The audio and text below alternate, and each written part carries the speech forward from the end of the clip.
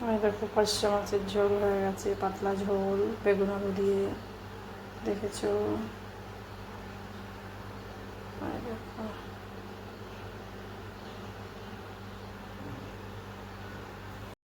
দেখো দেখো বন্ধুরা, মাছের ঝোলটা হয়ে গেছে, এবার নামিয়ে নেব।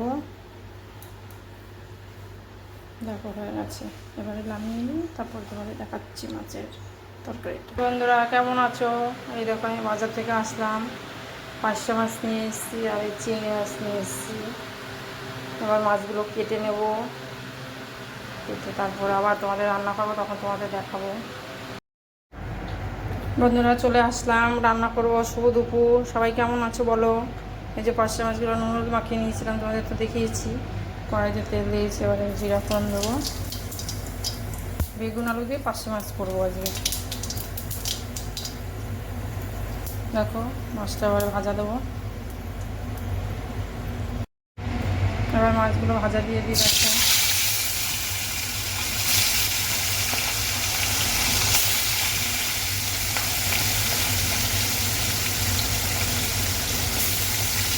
মাছগুলো ভাজা দিয়েছি, ভাজা হোক, ভাজা নামিয়ে তারপর ধনে দেখো। বন্ধুরা আলুটা ভেজে নেবো মাছের ঝোলটা বসানোর জন্য।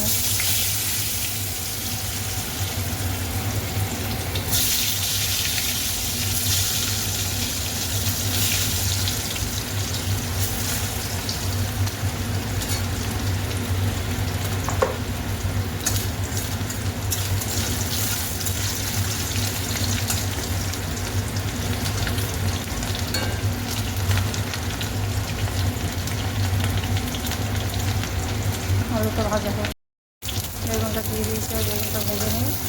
কতগুলো মশলা নিয়েছি, জিরা বেটে নিয়েছি, হলুদ দিয়ে দিই, লঙ্কা দিয়ে এবার ভালো করে মিক্স করে প্রথমে বেগুনটা ভাজে লবণ দিয়ে দিলাম, স্বাদ মতো লবণ।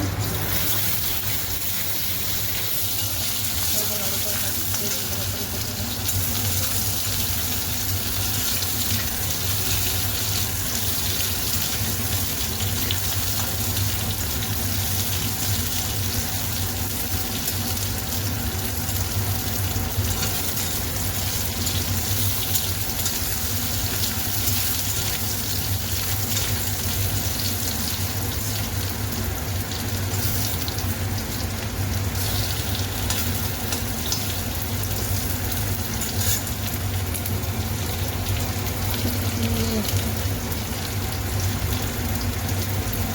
এবার মশলাটা দিয়ে দেবো।